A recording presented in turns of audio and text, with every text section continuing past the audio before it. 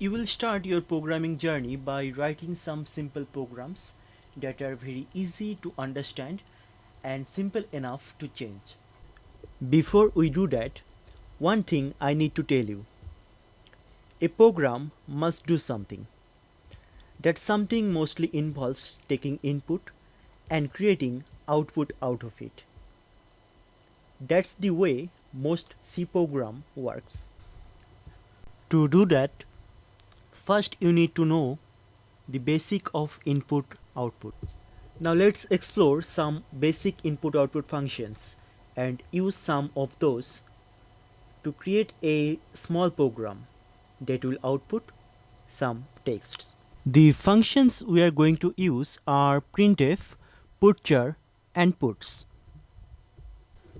The first function we are going to use is printf.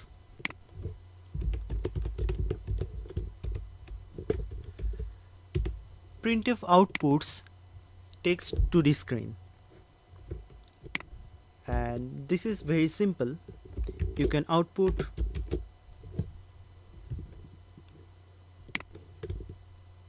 some text to the screen. If you compile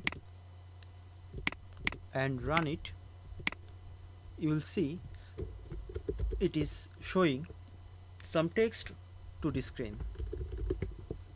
So printf outputs text, but what putchar does? If you try to print some text using putchar, spelling mistake. If you try to print some text using putchar, compile, you will get some error because putchar only outputs a single character. Char means character. It can output a single character. Even if you write a single character inside a double quotation and try to compile it, you will still get the error because character have to be inside single quotation, and this time you won't get any error and it will print. But can you see the some text to the screen and the age is printed side by side? That's the problem. Okay, how can you solve this? You can write /n and compile and run it. This time you will see the age is on the second line because this /n means new line. This is a new line character. Use it inside printf, okay, not inside putchar, because putchar only takes one single character, not even numbers. It can only take character. Okay, the next thing is puts. The next function is puts.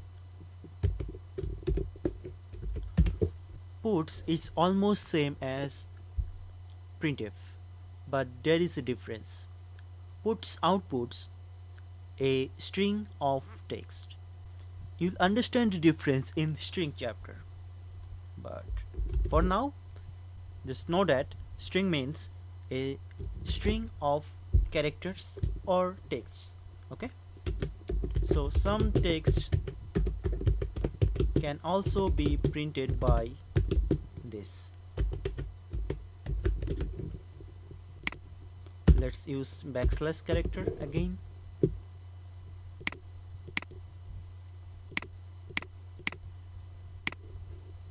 Look, puts also doing the same job.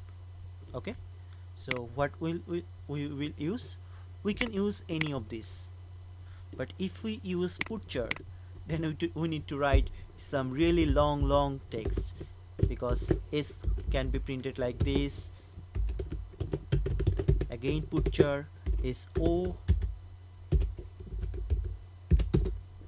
putchar m and putchar e. This way it will get really long,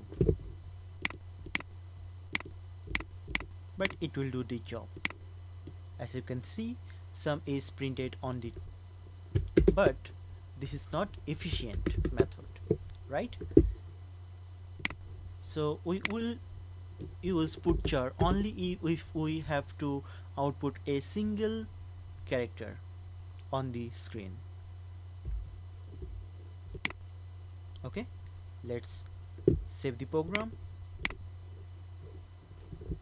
I'm giving it a name called input, and okay, it's not input, it's just output dot cpp. The program is available at the video description.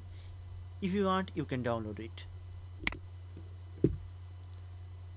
Okay, see you in the next video.